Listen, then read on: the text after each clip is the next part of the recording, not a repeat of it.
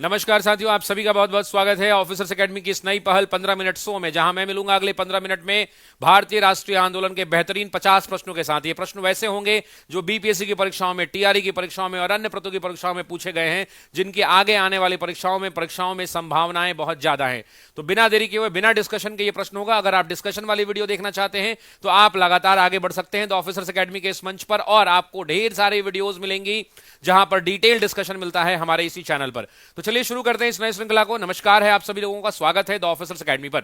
पहला प्रश्न लेते हैं साथियों। फर्स्ट क्वेश्चन है, पहला क्वेश्चन क्या कह रहा है देखिएगा। पहला कह रहा है किसके सुझाव पर भारतीयों को साइमन कमीशन से बाहर रखा गया था? Lord reading, Lord Chelmsford, Lord sir John Simon और लॉर्ड इरविन। तो आप जानते हैं लॉर्ड इरविन हो जाएगा साथियों इस प्रश्न का सही उत्तर। और ये 1926 से लेकर 31 तक क्या थे? तो भारत के वॉयसरॉय थे, और इनके सुझाव पर साइमन कमीशन को जो 7 सदस्यीय टीम आई थी उनमें से सभी भारतीयों को बाहर रखा गया था।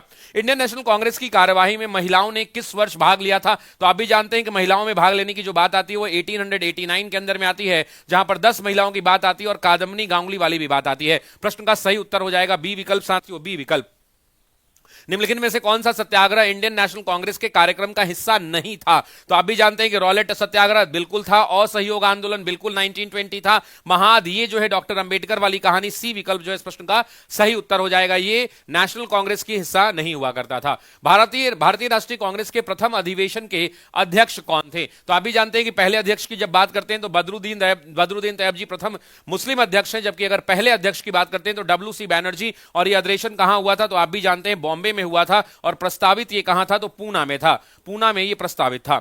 चौथे प्रश्न की ओर बढ़ते हैं। निम्नलिखित में से किसने भारतीय राष्ट्रीय कांग्रेस को सुरक्षा कपट सिद्धांत कहा था?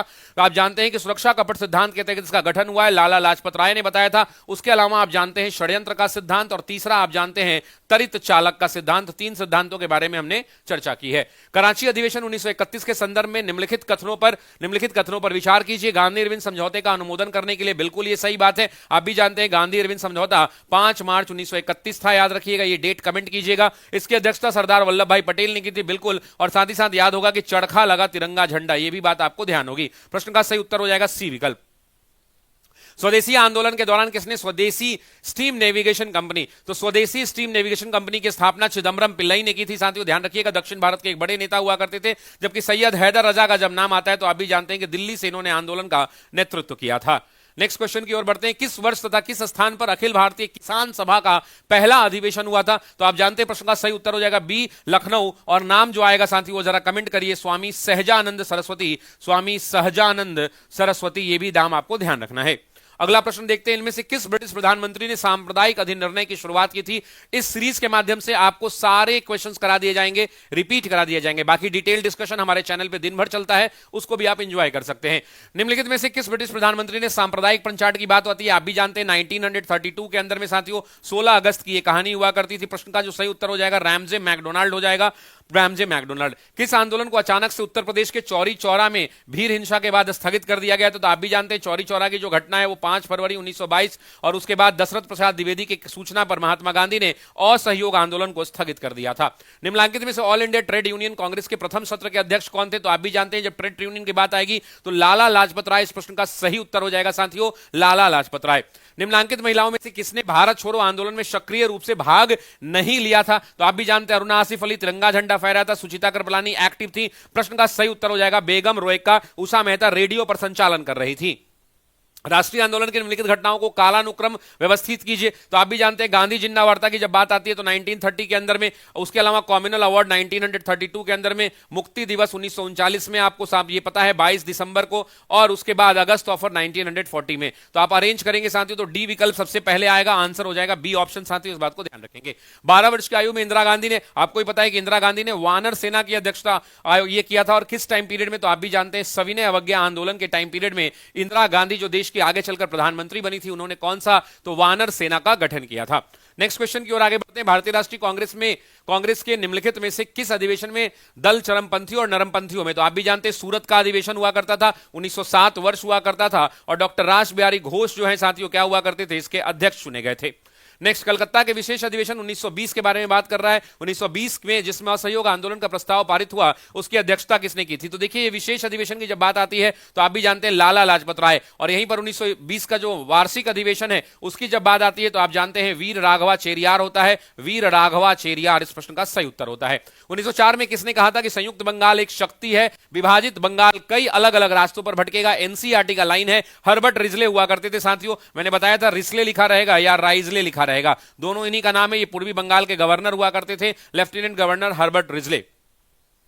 किसने भारत छोड़ो आंदोलन का नेतृत्व किया था? तो आप भी जानते हैं कि भारत छोड़ो आंदोलन के बारे में एनसीईआरटी कहता है कि यह एक स्वतः स्फूर्त आंदोलन है। मतलब ये क्या है? ये खुद से चलने वाला आंदोलन है, किसी व्यक्ति ने नहीं किया था। तो आंसर ए लेंगे। ध्यान रखिएगा, गलती से भी महात्मा गांधी मत ले लीजिएगा। महात्मा गांधी ने सोकल्ड आंदोलन का नेतृत्व किया था, लेकिन एनसीईआरटी जो लाइन कहता है वो यही कहता है कि किसी ने इसका नहीं किया था, स्वतः स्फूर्त आंदोलन हुआ करता था। इन घटनाओं का सही कालानुक्रम क्या है? तो आप भी जानते हैं इनमें सबसे ऊपर अगर आप देखेंगे तो सबसे पहले क्या आएगा? तो सबसे पहले दांडी यात्रा आएगा साथियों, यानी 2 नंबर आगे। दांडी यात्रा के बाद सविनय अवज्ञा आंदोलन की बात आएगी, यानी 4 नंबर आएगा। उसके बाद क्या आएगा साथियों? तो आप भी जानते हैं गांधी अरविंद समझौता आएगा, और फिर दूसरा गोल में जाएगा, यानी 2431 देख लीजिए कहां पे है, 2431 आंसर हो जाएगा साथियों, डी विकल्प। इस बात को ध्यान रखेंगे। रॉलेट एक्ट क्या है? तो आप भी जानते हैं काला कानून कहा जाता है। प्रश्न का सही उत्तर हो जाएगा ए, विचरण के बिना किसी भी व्यक्ति को गिरफ्तारी करने का जो अधिकार है वो रॉलेट एक्ट के अंदर में काला कानून कहा गया। बिना वकील बिना अपील का कानून कहा गया। इस बात को भी आपको ध्यान रखना है। ये रॉलेट एक्ट कब हुआ साथियों? तो आपको भी डेट याद रखना है, 1919 में, और इसी के विरोध में क्या हुआ था? तो जलियांवाला बाग हत्याकांड भी हुआ था। नेक्स्ट बढ़ते हैं, स्वराज पार्टी के अध्यक्ष आपको पता है कि इसके अध्यक्ष कौन बनाए गए थे? तो सीआर दास इसके अध्यक्ष थे, और सचिव की जब बात करता है तो मोतीलाल नेहरू इसके सचिव हुआ करते थे। 1923 के अंदर में इसका गठन हुआ था। नेक्स्ट बात कर लेते हैं अगले प्रश्न की। 1939 के अंबारी सत्याग्रह का नेतृत्व किसने किया था? तो आप भी जानते हैं राहुल सांस्कृत्यायन ने इस आंदोलन का नेतृत्व किया था, अंबारी सत्याग्रह का। निम्न में से किसे भारत छोड़ो आंदोलन के दौरान गिरफ्तार करके अहमदनगर किले में नहीं रखा गया था? तो आप जानते हैं कि कांग्रेस के जितने बड़े नेता थे उन सभी नेताओं को कहां रखा गया था? तो उसी अहमदनगर के किले में रखा गया था। तो अब देख लेते हैं, डॉक्टर राजेंद्र प्रसाद, आप जानते हैं यही उत्तर हो जाएगा। ये पटना के बांकीपुर जेल में कैद किए गए थे। कहां पर? पटना के बांकीपुर जेल में। पटाभी सीतारामैया को वहीं रखा गया था, बाद में शिफ्ट किया गया। जवाहरलाल नेहरू वहीं थे, बाद में शिफ्ट हुए। गोविंद वल्लभ पंत भी उनके साथ, कांग्रेस के सभी बड़े नेता थे। भारत छोड़ो आंदोलन रूस तथा फ्रांस की क्रांति से कम नहीं था, यह किसका कथन है? तो साथियों इस प्रश्न का सही उत्तर हो जाएगा जयप्रकाश नारायण। जयप्रकाश नारायण, वही जयप्रकाश नारायण जिन्होंने अपनी पढ़ाई कहां की थी? तो अमेरिका में की थी। जिनकी पत्नी का नाम प्रभावती देवी था, वही जयप्रकाश नारायण जिसने आजाद दस्ता का गठन किया था। उन्होंने ही कहा था कि यह रूस और फ्रांस की क्रांति से कम नहीं है। बारदोली सत्याग्रह का नेतृत्व किसने किया था? तो आप भी जानते हैं बारदोली सत्याग्रह गुजरात के अंदर में वल्लभ भाई पटेल ने नेतृत्व किया था, और इसी के बाद महिलाओं ने उन्हें सरदार की उपाधि दी थी। यह भी आपको ध्यान रखना है। Next, Abhinav Bharat the secret revolutionary society 1904 के अंदर में बना था। इसका पुराना नाम 1899 के अंदर में साथियों मित्र मेला संगठन हुआ करता था। मित्र मेला संगठन हुआ करता था, यह भी ध्यान रखना है। और इसका जो अध्यक्ष उत्तर हो जाएगा वो बीडी सावरकर हो जाएगा। बाद में इनके ऊपर नासिक के अंदर में षड्यंत्र केस का मुकदमा होगा और इन्हें जो है जेल शिफ्ट कर दिया जाएगा, काला पानी की सजा हो जाएगी, यह भी आप जानते हैं। निम्नलिखित में से किसे 3 बार भारतीय राष्ट्रीय कांग्रेस का अध्यक्ष चुना गया? दादाभाई नौरोजी हो जाएंगे साथियों। 1886 के अंदर में, 1893 के लाहौर में, और 1906 के अंदर में कहां पर? तो आप भी जानते हैं कलकत्ता के अंदर में। तो 1886 कलकत्ता, लाहौर और कलकत्ता CLC। नेक्स्ट, भारतीय राष्ट्रीय कांग्रेस के पहले मुस्लिम अध्यक्ष कौन थे? तो आप भी जानते हैं बदरुद्दीन तैयब जी। जबकि दूसरे मुस्लिम अध्यक्ष के बारे में पूछेगा तो जरा कमेंट करके बताइए कि दूसरे मुस्लिम अध्यक्ष कौन हुआ करते थे, जिनका नाम था रहीमतुल्लाह सयानी। 1896 वंदे मातरम का बात हुआ था वहां पे। भारतीय राष्ट्रीय कांग्रेस की पहली महिला अध्यक्ष कौन थी? तो पहली महिला अध्यक्ष की बात करेगा तो आप भी जानते हैं एनी बेसेंट, और अगर पहली भारतीय महिला अध्यक्ष की बात करेगा तो सरोजनी नायडू। एक और महिला का नाम आता है श्रीमती नलिनी सेन गुप्ता। जरा कमेंट करके बताइएगा कि नलिनी सेन गुप्ता ने किस वर्ष अधिवेशन की अध्यक्षता की थी? नलिनी सेन गुप्ता ने, कमेंट करके बताना। नेक्स्ट, निम्नलिखित में से किसने 1909 में lieutenant colonel sir William Curzon Wyllie की भारतीय राष्ट्रीय आंदोलन में क्रांति के प्रथम कार्य के रूप में आक्रमण किया था? तो आप भी जानते हैं मदन लाल ढींगरा। प्रश्न का सही उत्तर क्या हो जाएगा? मदन लाल ढींगरा ने ही कर्नल वाइजली पर हत्या करने का प्रयास किया था, और उन्होंने वहां पर उन पर हमला किया था, और फिर वे सफल भी हुए थे। निम्नलिखित में से किस सत्र में 1916 में पृथक निर्वाचन क्षेत्र की स्वीकृति से कांग्रेस द्वारा मुस्लिम लीग को रियायत दी गई थी? तो आपको पता है कि कांग्रेस और लीग का जो अधिवेशन था वो लखनऊ में हुआ था, जिसकी अध्यक्षता अंबिका चरण मजूमदार ने किया था, और यहां पर नरम दल गरम दल एक हुए थे, कांग्रेस और लीग एक हुए थे, जिसका विरोध मदन मोहन मालवीय ने किया था, है ना। उसके अलावा पटना विश्वविद्यालय अधिनियम पारित हुआ था, राजकुमार शुक्ल ने भाग लिया था, और साथ ही साथ तिलक पुनः कांग्रेस में आए थे। उर्दू कवि जो द्वितीय और तृतीय गोलमेज सम्मेलन दोनों में प्रतिनिधि हुआ करते थे, तो ध्यान रखिएगा प्रश्न का सही उत्तर हो जाएगा मोहम्मद इकबाल। मोहम्मद इकबाल ऐसे कवि हैं जिन्होंने दोनों के दोनों गोलमेज सम्मेलन में जबकि तीनों में भाग लिया था, तेज बहादुर सप्रू ने, साथ ही साथ डॉक्टर बी आर अम्बेडकर ने, और एक और नाम है जो आप कमेंट बॉक्स में बताइएगा। निम्नलिखित में से आपसे प्रश्न पूछ रहा है कि निम्नलिखित में से किसे 1928 में हिंदुस्तान सोशलिस्ट रिपब्लिकन एसोसिएशन यानी HSRA की बात कर रहा है कि स्थापना से संबंध नहीं था। तो आप भी जानते हैं कि इसमें किसका संबंध नहीं रहेगा, तो लाला हरदयाल का संबंध नहीं रहेगा। लाला हरदयाल विदेशों के अंदर में एक संस्था आएगी जिसका गदर पार्टी आप कहेंगे, उनका संचालन करेंगे। बाकी लोग आप जानते हैं कि पहले HRA हुआ करता था और इसी के बाद साथियों HSRA बना था, यह भी आपको ध्यान होगा। अगले प्रश्न की ओर बढ़ते हैं। नेक्स्ट, इंग्लैंड में पढ़ने वाले गुट का नेतृत्व करते हुए किसने 1933 में एक पृथक मुस्लिम राज्य पाकिस्तान शब्द को प्रस्तावित किया था? तो पाकिस्तान को कॉइन किया था साथियों चौधरी रहमत अली ने, आपको पता होगा। उसके अलावा पाकिस्तान की इनसे पहले मांग की थी मोहम्मद इकबाल ने। किस अधिवेशन में? तो 1930 के अधिवेशन में साथियों, और बाद में 1940 के अंदर में भी पाकिस्तान की मांग रखी गई थी। दर्शना नामक धरने का निम्नलिखित में से किस यूनाइटेड प्रेस के संवाददाता ने वृहत विवरण किया था? तो आपको पता है कि जब लाठियां चल रही थी तो वेब मिलर जो अमेरिकी पत्रकार हुआ करते थे न्यू फ्रीमैन इंडिया के, उन्होंने कहा था कि भाई साहब ऐसी उन्होंने दर्दनाक घटना अपने जीवन में नहीं देखी थी, और उन्होंने इसकी वृत्तांत को बहुत अच्छे से लिखा था।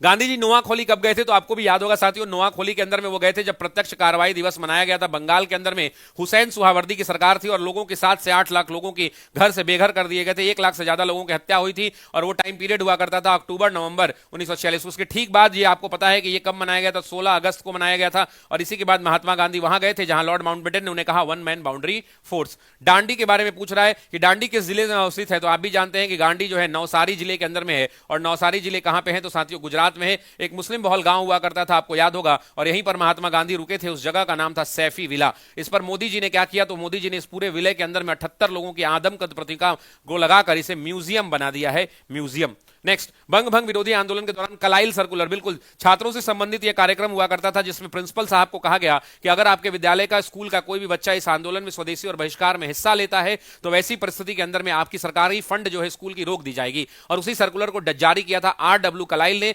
इसीलिए उस सर्कुलर को कलाइल सर्कुलर कहते हैं, ध्यान रखेंगे। नेक्स्ट बढ़ते हैं अगले सवाल में। भारत छोड़ो आंदोलन के दौरान समानांतर सरकार का उद्गम एक प्रमुख विशेषता थी। अगस्त 1942 में बलिया उत्तर प्रदेश में, बिल्कुल बलिया के अंदर में सबसे पहले चित्तू पांडे हुआ करते थे। YB चौहान साथियों सतारा के अंदर में हुआ करते थे, जबकि सतीश सामंत का यहां नाम नहीं है। सतीश सामंत जो है तामलुक में हुआ करते थे, जो बंगाल के अंदर में पड़ता है, तामलुक के अंदर में, यह भी ध्यान रखिएगा। गांधी जी ने किस वर्ष साबरमती आश्रम छोड़ा और स्वराज प्राप्ति के बाद ही लौटने का वादा किया? तो आप भी जानते हैं कि 1930 के अंदर में जब सविनय अवज्ञा शुरू करने जा रहे थे तो दांडी यात्रा के दौरान महात्मा गांधी ने कहा था कि मैं यहां तभी लौटूंगा जब देश स्वराज को प्राप्त कर पाएगा। लेकिन दुर्भाग्य यह रहा कि गांधी यहां पर लौट नहीं पाए थे। प्रश्न का सही उत्तर 1930 होगा और साबरमती आश्रम होगा। जरा कमेंट बॉक्स में बताइए कि गांधी जी के कुल कितने आश्रम बने थे, जरा कमेंट बॉक्स में बताइएगा।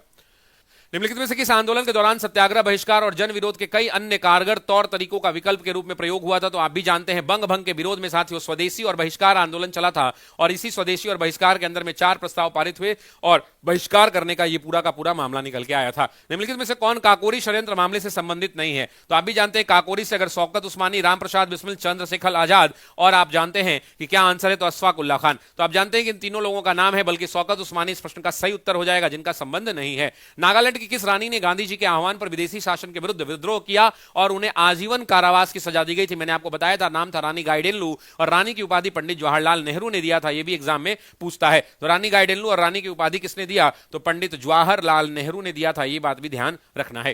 कांग्रेस के किस अधिवेशन में जवाहरलाल नेहरू द्वारा पूर्ण स्वराज, तो आप भी जानते हैं 1929 का लाहौर अधिवेशन, और यहीं पर रावी नदी के तट पर तिरंगा झंडा फहराया गया। और 26 जनवरी 1930 को साथियों क्या किया गया? तो 26 जनवरी 1930 को पूर्ण स्वतंत्रता दिवस के रूप में मनाया गया। जलियांवाला बाग नरसंहार के विरोध स्वरूप निम्नलिखित में से किसने नाइटहुड की सम्मान की वापस कर दिया था? तो रविंद्रनाथ टैगोर ने साथियों नाइटहुड की उपाधि वापस कर दी थी। नाइटहुड का मतलब यह होता है कि नाम के आगे सर लग जाता है, यानी सर रविंद्रनाथ टैगोर और महात्मा गांधी ने नहीं। साथियों गलती से भी टिक मत करना, रविंद्रनाथ टैगोर इस प्रश्न का सही उत्तर हो जाएगा। नेक्स्ट बात कर लेते हैं, जलियांवाला बाग नरसंहार के समय भारत में वायसराय कौन थे? तो आप जानते हैं कि यह नरसंहार कब हुआ? तो डेट है 13 अप्रैल। जरा कमेंट करना कब है? 13 अप्रैल 1919 से साथियों लॉर्ड उस समय चेम्सफोर्ड हुआ करते थे भारत के वायसराय, इस बात को ध्यान रखेंगे। नेक्स्ट, निम्नलिखित में से फकरे अफगान की उपाधि किसे मिली थी? तो आप भी जानते हैं, चाहे वो पूछ ले फकरे अफगान, चाहे वो पूछ ले बादशाह खान, चाहे वो पूछ ले सीमांत गांधी या पूछ ले फ्रंटियर गांधी, ये चारों की उपाधि मैंने क्लास में आपको बता रखा है। और प्रश्न का सही उत्तर हो जाएगा खान अबुल गफार खान, खान अबुल गफार खान। खुदाई खिदमतगारों को आम लोगों को किस नाम से जानता था? तो आप भी जानते हैं कि सविनय अवज्ञा आंदोलन के दौरान खुदाई खिदमतगार, और ये किसका था? तो खान अबुल गफार खान का था। और इन्हें लाल कुर्ती ये लोग पहनकर सड़कों पर उतरते थे और आंदोलन में शरीक होते थे, इसलिए इसे लाल कुर्ती आंदोलन भी कहा जाता था। पूना समझौता के परिणाम स्वरूप सामान्य मतदाताओं की सीटों में से दलित वर्गों के लिए आरक्षित सीटों की गिनती क्या करी? बढ़ी, घटी या समाप्त करी? तो आप भी पता है कि बढ़ा दी गई थी, और बढ़ा के कितनी हो गई थी? तो 147 बढ़ा के कर दी गई थी दलितों के लिए। क्यों? क्योंकि पूना समझौता के बाद डॉक्टर बी आर अंबेडकर इस बात पर तैयार हो गए थे। उन्होंने कहा था कि ठीक है, दलितों के पृथक निर्वाचन की संख्या को घटा दिया जाए। बढ़ते हैं अगले प्रश्न की ओर। उसके बाद है श्रीमती एनी बेसेंट किस वर्ष भारतीय राष्ट्रीय कांग्रेस की पहली महिला अध्यक्ष बनी थी? तो 1917 का अधिवेशन हुआ करता था, और कलकत्ता इस प्रश्न का सही उत्तर हो जाएगा। कलकत्ता इस प्रश्न का सही उत्तर हो जाएगा। साथियों, एक अलोक प्रयास है जो हमारा था, जिस 15 मिनट के अंदर में हमने आपको वो क्वेश्चन ही कराए जो आपकी आंखों से सामने से गुजर जाने चाहिए थे। हमारा ये प्रयास था कि आपसे छोटी छोटी जो गलतियां हो जाती हैं वो गलतियां ना हो, और डिटेल डिस्कशन में भी ऑफिसर्स एकेडमी के यूट्यूब चैनल पर मेरी वीडियोज आती रहती हैं। प्रतिदिन आपसे मुलाकात होती रहेगी। ये एक नई श्रृंखला है जहां पर हम तेजी से आपको रिवीजन कराते हैं। यूं समझ लीजिए कि क्वेश्चन के साथ आंसर को रटवा देते हैं, हालांकि डिटेल में इस क्वेश्चन को अलग से पढ़ाया जा चुका है। इस वीडियो में शामिल होने के लिए आप सभी लोगों का बहुत बहुत शुक्रिया, और उम्मीद करते हैं कि इस वीडियो से आपको काफी लाभ हुआ होगा। कैसा लगा ये मेरा प्रयास कमेंट बॉक्स में जरूर बताइएगा। अगर आप आगे कोई और वीडियोस देखना चाहते हैं वो भी कमेंट बॉक्स में बताइएगा। नमस्कार स्वीकार करिए। धन्यवाद। Thank you so much.